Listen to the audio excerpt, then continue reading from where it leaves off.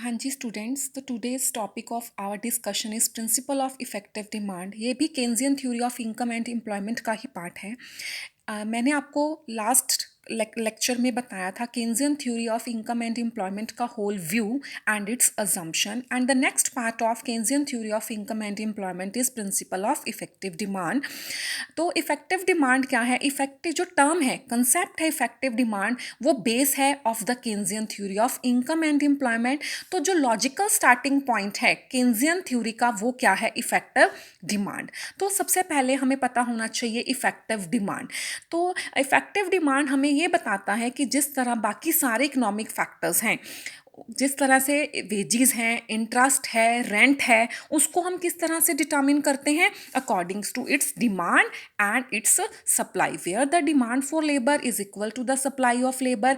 Eight that equilibrium point wage rate is determined, where the demand for capital is equal to the supply of capital. At that rate interest rate is determined. So the level of employment is also determined by its demand and its supply. तो इसमें अब next term है the term aggregate demand. तो aggregate demand क्या होता है? Aggregate demand हमें ये बताता है कि कितनी मनी जो डोमेस्टिक प्रोड्यूसर वो एक्सपेक्ट करता है कि अपनी सारी आउटपुट को मार्केट में सेल करके eight different levels of employment वो कितनी मनी रिसीव करेगा, वो एक्सपेक्ट करता है। That term is called the aggregate demand. And aggregate demand को हम क्या बोलते हैं? Aggregate expenditure. एग्रीगेट डिमांड को हम क्या बोलते हैं? Aggregate expenditure. और एग्रीगेट सप्लाई क्या है? कि हाउ मच मनी जो domestic producers must receive, how much money that domestic producers must receive by selling their output at different levels of employment, उसको हम क्या बोलते हैं? Aggregate supply. तो एग्रीगेट डिमांड में कि वो कितनी एक्सपेक्ट करता है, एग्रीगेट सप्लाई में क्या है कि कितनी वो रिसीव करता है, must receive by selling their output at different levels of employment. तो एग्रीगेट सप्लाई को हम क्या बोलते हैं? Aggregate production cost. तो हम जब एंटरप्रेन्योर क्या होता है? Owner of the concern. Entrepreneur जब ज़्यादा इन्वेस्टमेंट करेगा, जब एंटरप्रेन्योर इन्वेस्टमेंट को इंक्रीज करेगा, जब वो एंटरप्रेन्योर इन्वेस्टमेंट को इंक्रीज करेगा तो हमारी एग्रीगेट सप्लाई भी इंक्रीज होगी। इन्वेस्टमेंट के इंक्रीज होने से एग्रीगेट सप्लाई इंक्रीज होगी, और जब एग्रीगेट सप्लाई इंक्रीज होगी तो जो हमारा लेवल ऑफ एम्प्लॉयमेंट है वो भी इंक्रीज होगा। एग्रीगेट सप्लाई इंक्रीज होगी तो लेवल ऑफ एम्प्लॉयमेंट भी इंक्रीज होगा, और जब लेवल ऑफ एम्प्लॉयमेंट इंक्रीज होगा तो हमारी एग्रीगेट डिमांड भी इंक्रीज होगी। मैं आपको इस टॉपिक को थोड़ा सा और क्लियर करती हूँ कि जब एंटरप्रेन्योर ज़्यादा इन्वेस्टमेंट करेगा, इन्वेस्टमेंट इंक्रीज होगी तो हमारी एग्रीगेट सप्लाई इंक्रीज होगी, और जब एग्रीगेट सप्लाई इंक्रीज होगी तो हमारा लेवल ऑफ एम्प्लॉयमेंट इंक्रीज होगा, और जब लेवल ऑफ एम्प्लॉयमेंट इंक्रीज होगा तो हमारा एग्रीगेट डिमांड भी इंक्रीज होगी। तो हमारा इक्विलिब्रियम कहाँ पे बनेगा? हमारा इक्विलिब्रियम उस पॉइंट पे बनेगा जहां पर aggregate demand is equal to the aggregate supply. At that equilibrium point aggregate demand is equal to the aggregate supply, और इसको हम बोलते हैं is equal to effective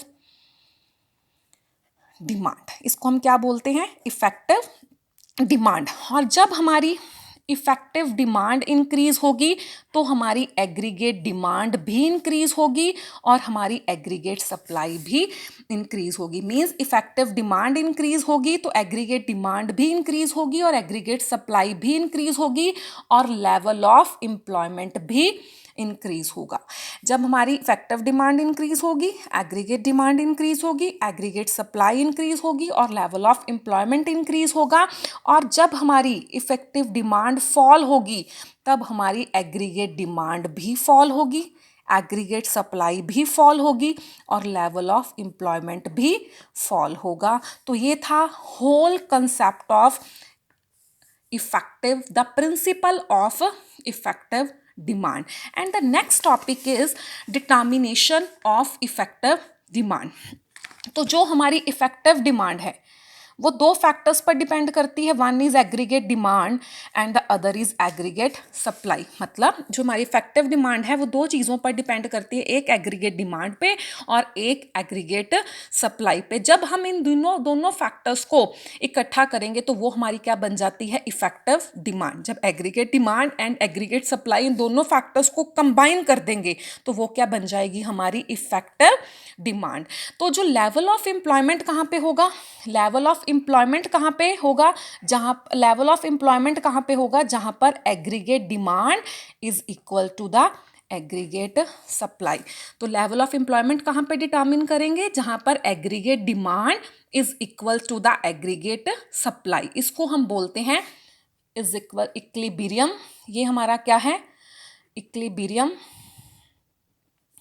level. ये हमारा कौन सा लेवल है, equilibrium level. Level of employment is equal to the at level of employment क्या है, जहाँ पर aggregate demand is equal to the aggregate supply, और जहाँ पर ये दोनों इक्वल होंगे वो कौन सा पॉइंट है, इक्विलिब्रियम पॉइंट। और इस इक्विलिब्रियम पॉइंट पे हम इफेक्टिव डिमांड को डिटरमिन कर सकते हैं। तो effective demand is determined at that level. Effective demand भी कहाँ पे डिटरमिन होगी, जहाँ पर aggregate demand is equal to the aggregate supply. तो ये है हमारा डिटर्मिनेशन ऑफ इफेक्टिव डिमांड। तो इसकी डायग्राम क्या है, देखो कि हम X axis, Y axis, X axis पे हम एक्स एक्सिस पे हम लेंगे एक तो एम्प्लॉयमेंट, एक आउटपुट और एक हमारी जो रियल जीडीपी है, means gross domestic product. Y axis पे लेंगे हम प्राइस लेवल। ये हमारी क्या है, aggregate demand. Aggregate demand is a downward sloping curve and aggregate supply is a upward sloping curve. तो मैं आपको थोड़ा क्लियर करती हूँ डायग्राम।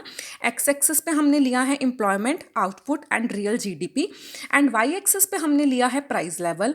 मैंने दो कर्व्स ड्रॉ की, average aggregate demand is a downward sloping curve and aggregate supply is a upward sloping curve, and this is the equilibrium point, and that equilibrium point aggregate demand is equal to the aggregate supply.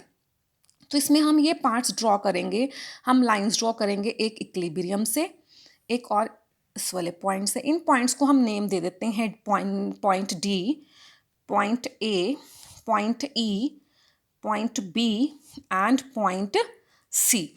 तो employment, output and real GDP को हमने show किया on the X axis and price level को हमने show किया Y axis, and जो AS है वो हमारी एग्रीगेट सप्लाई है और एडी हमारी क्या है, एग्रीगेट डिमांड। जहाँ पर aggregate demand curve cuts aggregate supply curve and this is the equilibrium point, and this point E, हमें ई पॉइंट क्या बताता है, level of employment. Level of employment कहाँ पर डिटरमिन करेंगे, जहाँ पर aggregate demand is equal to the aggregate supply. तो पॉइंट ई क्या है, लेवल ऑफ एम्प्लॉयमेंट, जिसको हमने फाइनली डिटरमिन किया।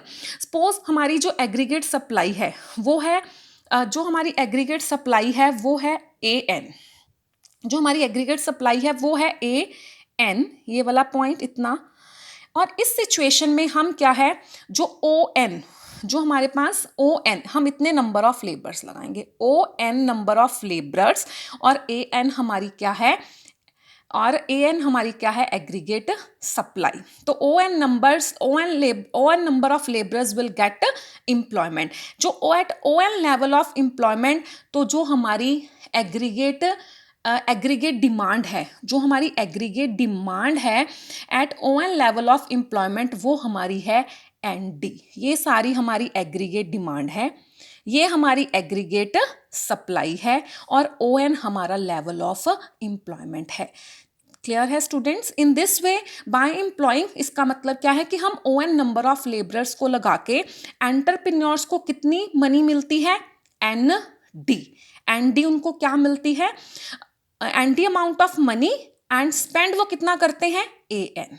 ए एन वो स्पेंड करते हैं, रिसीव कितना करते हैं, डी एन। तो जो पोर्शन है ए डी, इतना जो पोर्शन है, ये क्या है, N D amount of money and spend A N amount of AN amount क्या है, उनकी कॉस्ट ऑफ प्रोडक्शन, इतना वो सेल करके आउटपुट को मनी रिसीव कर रहे हैं। तो AD जो पार्ट है, इतना जो पार्ट है AD वाला, डार्क वाला portion, this is the surplus. AD amount क्या है, सरप्लस। इसका मतलब एंटरप्रेन्योर को ज़्यादा मनी रिसीव हुई उनकी एक्सपेक्टेशन से। इसका मतलब क्या है कि उनको ज़्यादा मनी रिसीव हुई अपनी एक्सपेक्टेशन से। तो अगर वो अपनी प्रोडक्शन को इंक्रीज़ करते हैं, अगर वो अपनी प्रोडक्शन को इंक्रीज़ करेंगे तो वो पहुंच जाएंगे इक्विलिब्रियम पॉइंट ई पे। इस पोजीशन में क्या है, aggregate demand is equal to the aggregate supply. की entrepreneurs OM number of labourers लगाएंगे और ON नंबर्स ऑफ लेबरर्स लगाएंगे। और इसके बाद क्या है, OQ लेबरर्स, अगर हम OQ लेबरर्स लगाते हैं तो जो हमारी एग्रीगेट डिमांड है, जो हमारी एग्रीगेट डिमांड है वो है CQ। हमारी एग्रीगेट डिमांड कम है, जो हमारी एग्रीगेट डिमांड है वो है B। एग्रीगेट डिमांड है हमारी CQ और हमारी एग्रीगेट सप्लाई क्या है, BQ। तो इससे क्या है, हमारी सेल ऑफ आउटपुट फॉल होगी, तो एंटरप्रेन्योर्स को जो लेवल ऑफ एम्प्लॉयमेंट रिड्यूस करना पड़ेगा और फिर वो वापस कहाँ पे पहुंच जाएंगे, इक्विलिब्रियम लेवल पे वापस। वहाँ पे वो कितने लेबरर्स को हायर करेंगे, OM नंबर ऑफ लेबरर्स, क्योंकि अगर वो OQ लेवल ऑफ एम्प्लॉयमेंट है, OQ नंबर ऑफ लेबरर्स लगाते हैं तो इसका मतलब उनकी एग्रीगेट डिमांड कम है और एग्रीगेट सप्लाई ज़्यादा है, तो उनका जो सेल ऑफ आउटपुट है वो फॉल हो जाएगी। तो जब सेल कम होगी तो एंटरप्रेन्योर्स को अपना लेवल ऑफ एम्प्लॉयमेंट रिड्यूस करना पड़ेगा, तो वो वापस इस इक्विलिब्रियम लेवल पर पहुंच जाएंगे, तो OM इज री इस्टेब्लिश्ड। तो इन शॉर्ट जो लेवल ऑफ एम्प्लॉयमेंट है अकॉर्डिंग टू केन्जियन थ्योरी, हम वहां पर डिटर्मिन करते हैं जहां पर aggregate demand cuts aggregate supply curve, and that point is the equilibrium point, and at that equilibrium point aggregate demand is equal to the aggregate supply। और यही है हमारा लेवल ऑफ एम्प्लॉयमेंट, कि हम अपना लेवल ऑफ एम्प्लॉयमेंट भी किस जगह पर डिटर्मिन करेंगे, जहां पर aggregate demand is equal to aggregate supply, और इफेक्टिव डिमांड भी कहां पर डिटर्मिन करेंगे, जहां पर aggregate demand is equal to the aggregate supply. So ये टोटल था कि इफेक्टिव डिमांड है क्या और इसको हम किस तरह से डिटर्मिन करते हैं। एंड द नेक्स्ट टॉपिक जो है वो है इंपॉर्टेंस ऑफ इफेक्टिव डिमांड।